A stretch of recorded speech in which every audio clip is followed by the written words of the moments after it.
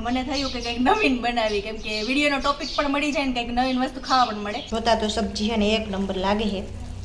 કડાઈ ઉપર જાતા નહીં, ખાલી સબ્જીની નજાકત ઉપર જાજો. ભાઈ નહીં તમે તમારા ઘર ટ્રાય કરજો. અહીંયા આ લીમડો છે ને મેં દીદીને લેવા મોકલા હતા, અને આ કડવો લીમડો છે એ મારા વાડામાં જ લઈ આવી છું. જેવું છે ને આમ કરીને આમ એનું મોઢું જોઈ છે, મોઢું જોવું એનું. હેલો ફેમિલી, ન્યૂ વ્લોગમાં વેલકમ છે બધાનું. આજે તારીખ છે 16 નહીં, આ 17 તારીખ અને વાર છે શુક્રવાર. તો હે ને અમે સાસુઓ છે ને ક્યારના ડિસ્કસ કરતા હતા કે બપોરના શાકમાં હે ને શું બનાવવું. એકવાર નૈના દીદીએ કીધું શું બનાવશું, મમ્મીએ 2 વાર કીધું આ શું બનાવશું, શેનું શાક બનાવશું. એટલે હે ને ઉનાળામાં થોડીક તકલીફ રહે શાકની, તો અમે હે ને ફ્રીજમાં જોઈને તો દૂધી એક જ પડી હતી અમારા ઘરમાં. તો મને થયું કે કંઈક નવીન બનાવી, કેમ કે વિડીયોનો ટોપિક પણ મળી જાય ને કંઈક નવીન વસ્તુ ખાવા પણ મળે. તો છે ને આજે હે ને ભરેલા દૂધીનું શાક બનાવવાનું છે. એના માટે જો આ દૂધી છે ને મેં કટ કરી લીધી, જેટલા તમારા ઘરમાં માણસો હોય ને એ રીતે કટ કરી લેવાની. એટલે મેં એને બધાના ભાગમાં 2-2 કટકા આવે ને એમ કટ કરી છે. અને પછી આ મસાલો બનાવ્યો છે. એ મસાલામાં આપણે ભરેલા રીંગણામાં કેમ મસાલો નાખીએ, શેકેલો ચણાનો લોટ, પછી માંડવીનો ભૂકો, પછી લીંબુ ને એ બધું નાખીએ ને એ રીતે આપણે ભરેલા રીંગણાનો મસાલો બનાવીને એ રીતે મસાલો બનાવી લેવાનો છે. પછી આ આમાં ભરી દેવાનું છે, અને આ ભરેલી છે ને પછી આ ઢોકળિયામાં બાફી નાખવાનું છે ને. એટલે હે ને તમને આ વિડીયોમાં હું છે ને તમને ભરેલા દૂધીના શાકની રેસીપી આપવાની છું. જો વિડીયો સારો બનશે તો યુટ્યુબમાં આવશે, નકર નહીં આવે. બધા જોડેથી છેલ્લે રિવ્યૂ પણ લઈશ. એટલે આને છે ને આ રીતે આમ કટ કરી નાખવાના, પછી આ છે ને આ વચ્ચેનું ભરી લેવાનું અને પછી એને બાફી નાખવાનું. એટલે આપણે દૂધીના ચક્કર હતા ને એને છે ને ભરી દીધું જ. જો આ રીતે ભરી લેવાનું અને પછી એને ઢોકળિયા નાખી દીધું છે. કેમ કે તમે ઓમે પણ સ્ટીમ કરી શકો, પણ અમારે હે ને ગેસ બાળવો નહોતો, કેમ કે ગેસની ઓલરેડી શોર્ટેડ છે. એટલે ઢોકળિયામાં નાખી દીધા અને બાફી નાખવાના. અને પછી એને આ મસાલો વધ્યો ને એને આપણે શાકમાં ગ્રેવી કરશું. એટલે તમે હે ને શાકની ફૂલ રેસીપી આપીશ, એટલે વિડીયોમાં તમારે છે ને છેક સુધી બન્યું રહેવાનું છે.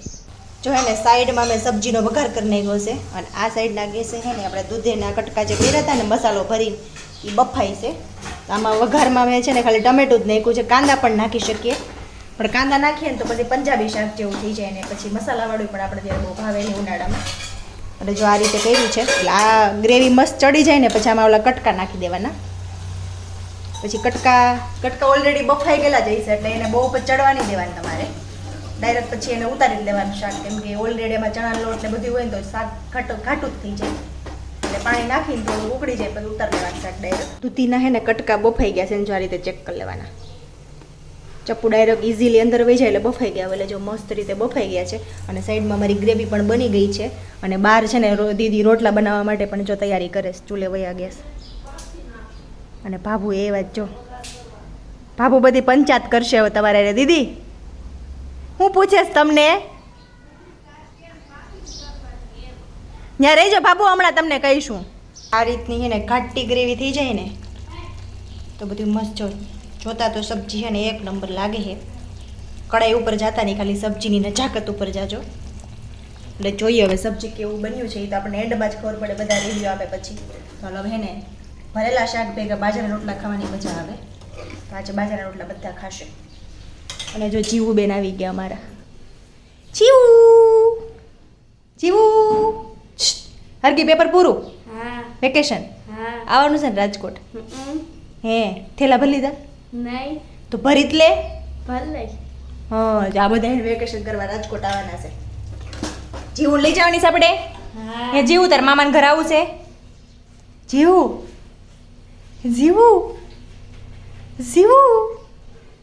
હા આવવાનું છે ભાઈ મેં વેકેશન કરવા મામાને ઘરે. એ જોવા માંગે છે કે શું છે. જો સબ્જી ખાવી તારે, ભરેલા દૂધીનું શાક ખાવું તારે.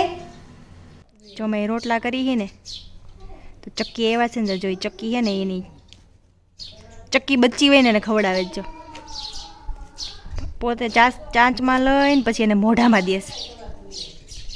જોઈ કેવું કરે છે. જોયું મા દીકરીનો પ્રેમ. મા ગમે ત્યાં જ ગોતી આવે, દીકરીમાં તેવડ ન હોય. જો મોઢામાં દીધું.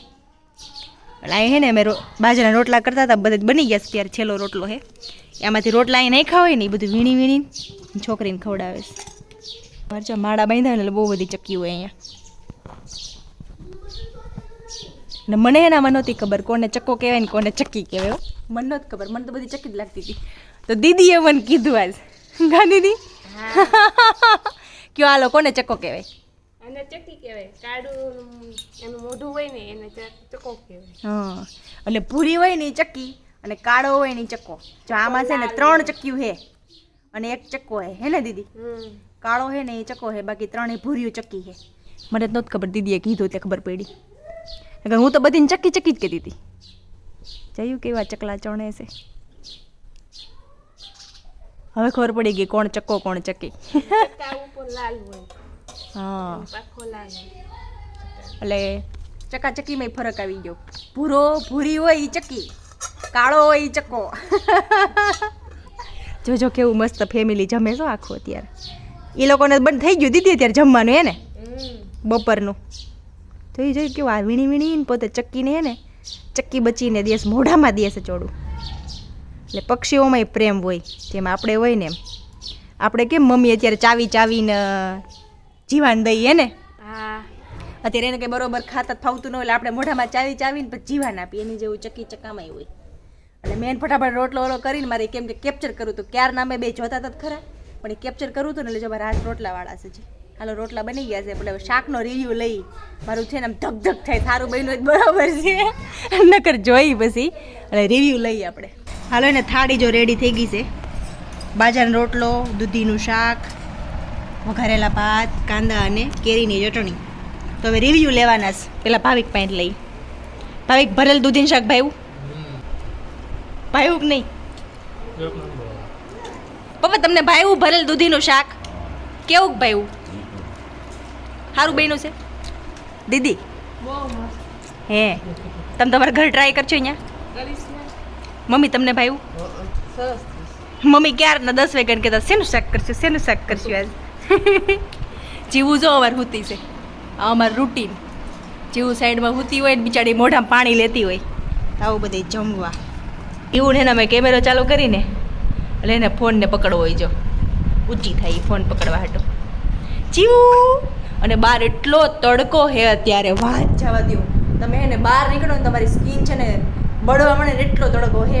એટલે એને અમારે જીવું નથી અંદર જ રાખી છે પંખા નીચે. જુઓ કેમ કે આ રૂમ છે ને અત્યારે ઠંડા હોય મસ્ત, એટલે જીવું નહીં જ રાખી તમે. અને દીદીને મેં છે ને મોકલા છે મીઠો લીમડો લેવા. દીદી કે ઓલા આગળના ઘરે મળે છે, મેં નહીં જોયું હોય, તમે લઈ દો. એટલે મેં લીમડો લેવા ગયા છે. અને મારે છે ને અત્યારે એક શોપ બનાવવો છે, હોમમેડ શોપ. કેમ કે લીમડાનો હે ને વિચાર છે એવો એક શોપ બનાવવાનો. મારી લાઈફમાં હું ફર્સ્ટ ટાઈમ શોપ બનાવીશ. એટલે મેં યુટ્યુબ બાદ સર્ચ કરીને બનાવ્યો છે. તો જોઈએ હવે કેવો બને છે. તો બન્યા રહ્યો વિડીયોમાં. બાકી જો જીવા રમણવાની એટલી મજા આવે છે ને, પણ જીવા અમારો 2-3 દિવસના જ મહેમાન છે. એ જીવું જો એને ફોન પકડવો હોય. જીવું છો તું? હે જીવું? મોઢું ફાટી રહ્યું. જીવનું મોઢું ફાટી રહ્યું. ક્યાં ગઈ જીવું? મમ્મી ક્યાં ગયા? એટલે અત્યારે એને મારા સસરાવાડીએ વયા ગયા. મારા સાસુ અને ભાવિક છે ને વિંજીવડ ગયા છે. કોઈ રિલેટિવ કોઈકમાં વિંજીવડમાં કોઈ પોપ થઈ ગયું છે ત્યાં. તો અત્યારે હજી ઘરે છે ને હું જીવું બેગલા છે. તો મસ્ત મામી ભાણકીનો ટાઈમ એન્જોય કરીએ છીએ. જો હે ને ગલગોટો છો તું? જીવું ગલગોટો છો તું? જીવું છે ને આમ કરીને આમ એનું મોઢું જોઈ છે, મોઢું જોવું એનું. એ જીવું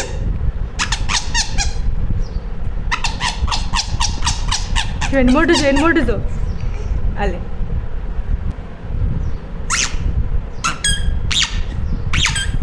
એનું મોઢું જો જીવું શું થાય છે?